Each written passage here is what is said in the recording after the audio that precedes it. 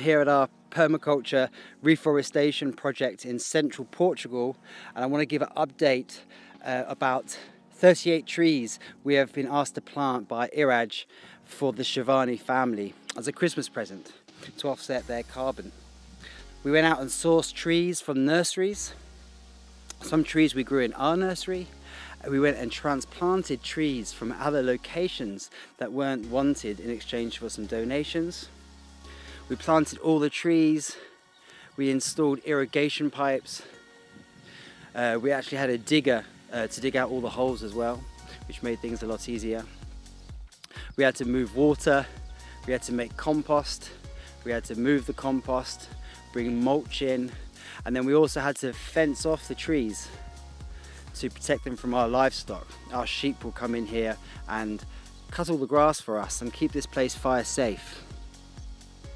So please do watch the video. This took us several months and a lot of people helped.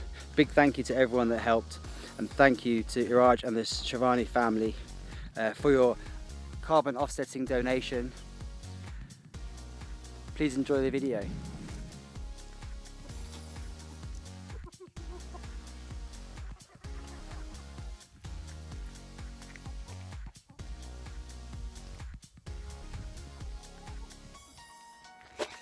So here's the van, the trusty van that has enough space to bring all the pipes, all the fencing and all the trees. We're off now in the van. We're going off to the nursery to get some of your trees, and then we're going to go to the city to get some irrigation pipes and fencing for planting your trees over the next month. So we've just left our farm now, and you can see our sheep running around in that field. We have to leave down this busy off-road track.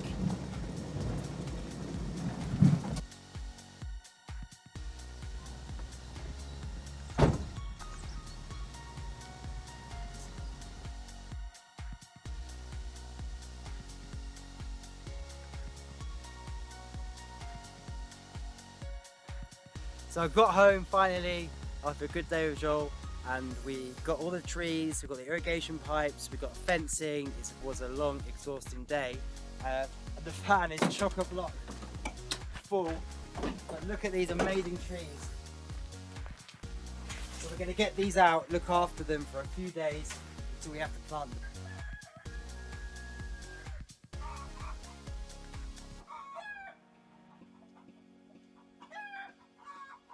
Okay, so we've got these fencing to go with some fence around each tree, and then we've got all these irrigation pipes, connections, drippers, all sorts of things. So we've got a big job ahead of us to get all these pipes out. These pipes have got to get put out before we put the trees in place, because if it's sunny, they're not going to get watered. So that's the plan for tomorrow.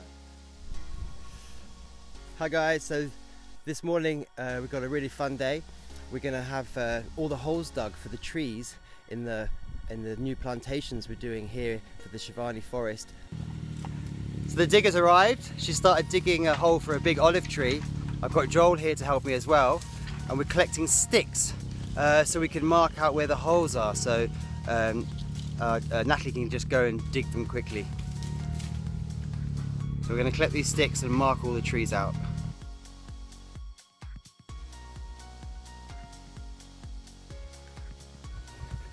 All the holes have been dug.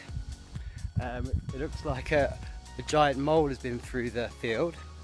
We've rolled out the irrigation line, the main irrigation line, to get water to the trees. And now we're going to connect up some junctions along the pipe to put smaller pipes to go to all the trees. So still quite hot and sunny and dry here, so we need to water the trees as soon as we plant them. So now I'm filling all the holes with water, and that stores water down in the ground. So when we plant the tree, it's not thirsty, it's got water down there. It's hard to get water down so deep when the ground is dry after you plant the tree.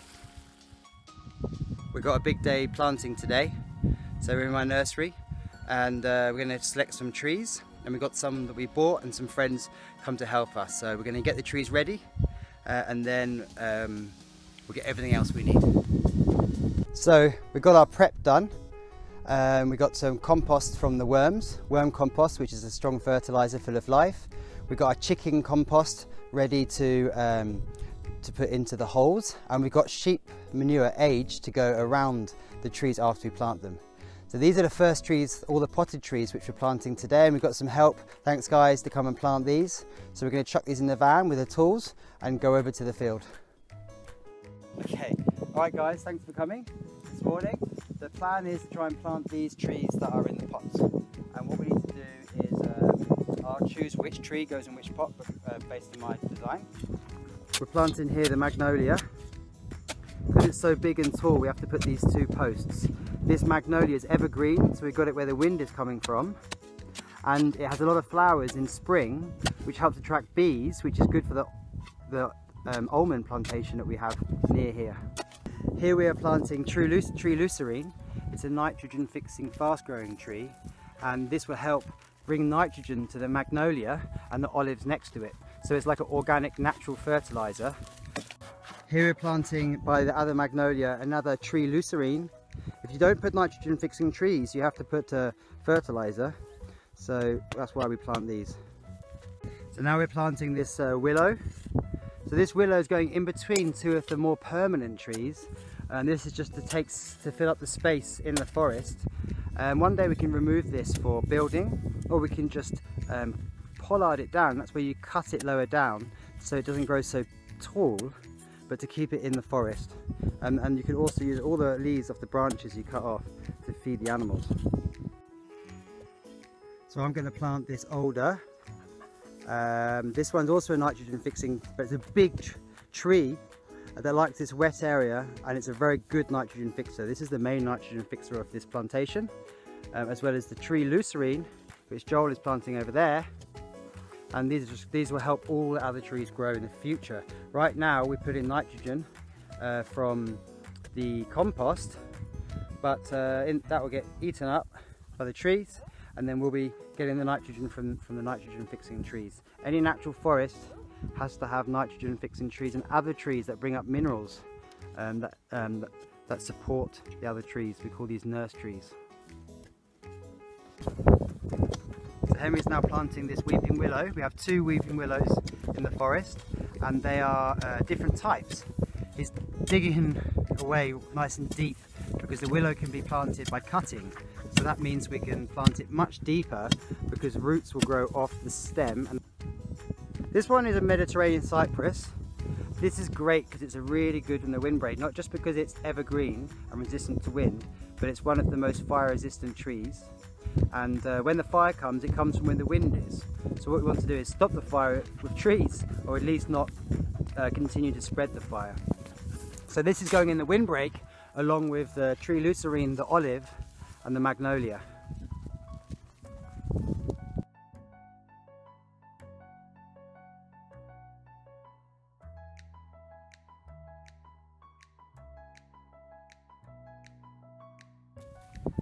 This one is honey locust. It's another nitrogen fixing tree. So you've got 3 nitrogen fixing trees in this forest, which should be enough to feed all of the trees here.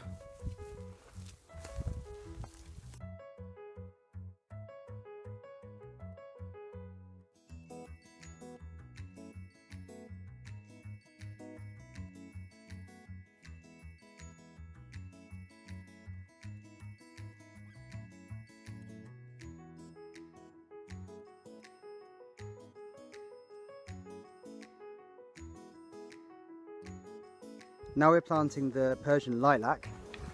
So this is a great tree because it's like a natural pesticide. It keeps away the pests and flies and mosquitoes. It's nice to have around the house as well, but it also helps all these other trees around. So this is a very fast growing tree. So this looks very small compared to the other ones, but actually it'll be bigger before the other ones. This one likes a lot of compost. Because it grows so fast, it needs a lot of energy. And that's where the nitrogen fixing trees help as well. We've got our compost here from the chicken compost system, and Henry's planting our second white willow tree here. This is a couple of years old. We grew it from a cutting a couple of years ago. The 2 more Persian lilacs going in here on the path because they grow really quickly and they give some shade. This one's a year old, and this one's 2 years old. It's also called Chinaberry. It's actually a cousin of the neem tree, and it's used to make medicine as well as a natural pesticide. It's a beautiful tree.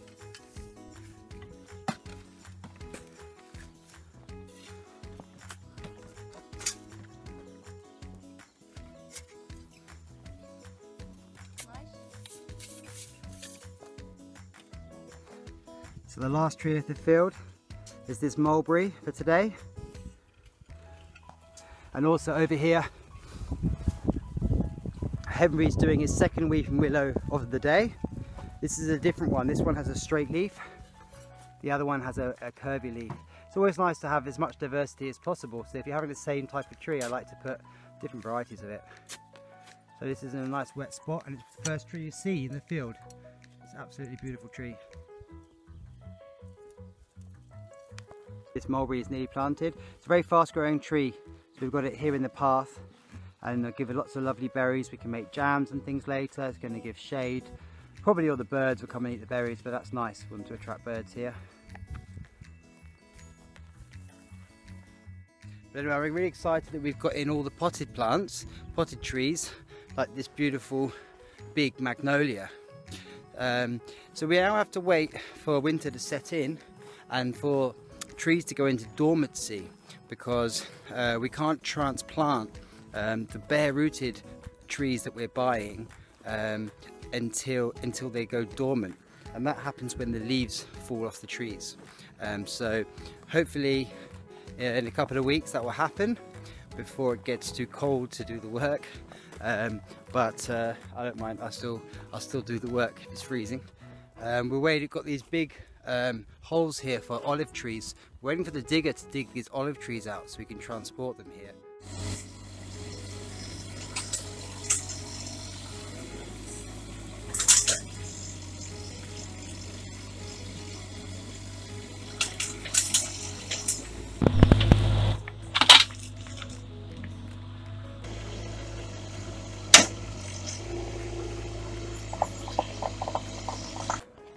So we're here at the barn at night, and as Portugal is, this is the time that the olive trees are arriving. So here comes the van with a trailer coming to drop the olive trees off to us in the middle of the night. So let's see what we can do. So the van's got to do a little bit of a dodgy manoeuvre to get this trailer in the right place.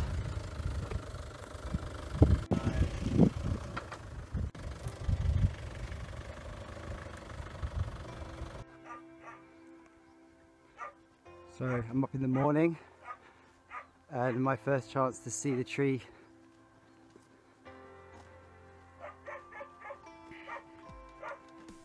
So you can see, to get it out with the bulldozer, they have to cut the roots real far back. But we've done it twice before and they survived. We're so lucky to get this tree.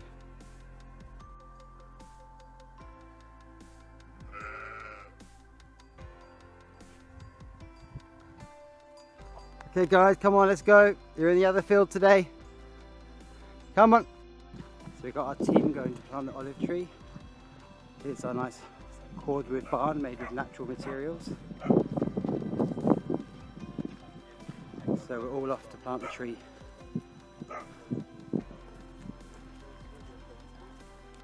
So we're just filling the hole slightly because it's a little bit too deep.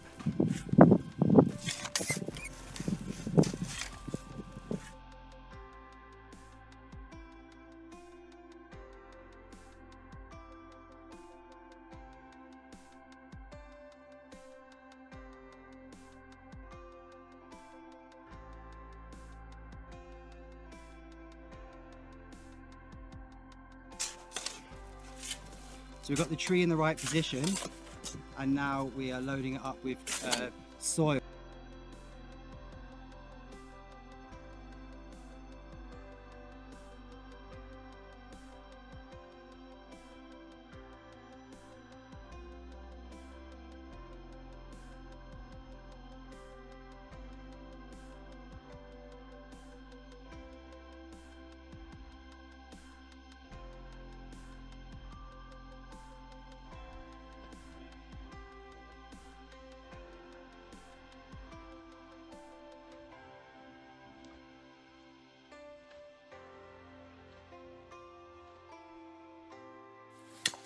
So we're now at the Mount of Oats community nearby, and they've got a little ash plantation here, and they're self-seeding around.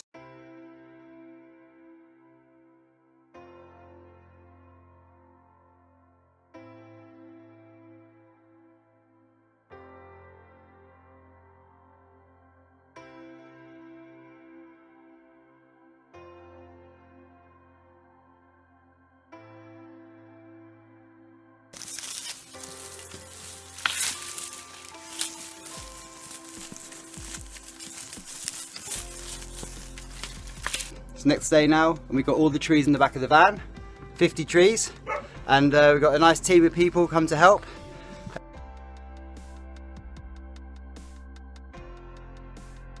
So the ash tree plantations we did, a lot of the video actually didn't record, but this is one of the 8 ash trees we planted here, and you can see it's absolutely huge. There's 8 of these planted here, which we moved from another forest. For Mount of Oaks, and so what I'm actually going to do now is cut them down halfway, and that actually prevents dieback, and the dieback can happen because it doesn't get enough water, and that increases the chance of it surviving. I'll probably leave a couple full size and try our luck. So I finally got all the bare rooted trees. You can see the roots are just wrapped up in a plastic bag with a bit of soil. So they've been dug out, but that's the best way to transplant trees actually, rather than ones planted in pots. Some trees they do it like this, some they don't. But when you get bare rooted ones, it's got to be done when they're dormant. So these are dormant. We just come back to the nursery to get them. Well, I've come alone, and yeah, I'll go home and plant these. So we got everyone ready. We've got our tools. We've got our wheelbarrow of compost ready for the trees. We've got the fence posts ready. We've got the worm castings ready. We've got the pear trees ready. We've got the quince trees ready. And we've got the ginger cherry trees ready. We've got all the holes ready for them to go into. And the irrigation lines ready. So now I'm going to show the guys how to plant these, and we're going to get them in the ground. And that's the last effort for this Shirvani forest. Everyone ready? Yeah! And we've got a little bit of more chicken compost on its way.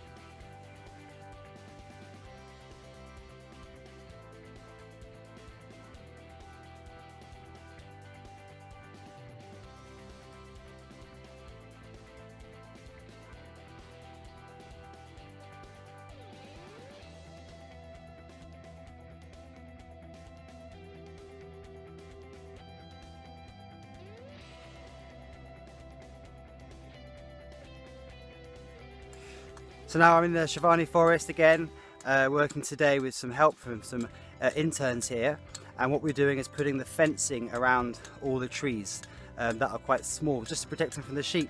So they'll stay here for a few years, and we'll be able to repurpose this fencing in the future, which is quite good. So we're preparing them in a way that we can use them again. Thanks again to Irrigation and the Shirvani family. Thanks to everyone who helped with the plantations here. There's a lot of help, much appreciated. We'll give you some updates in the future, because we still have a lot of work to do here, such as pruning these trees, moving livestock through here, irrigating, and that work won't stop for many years to come.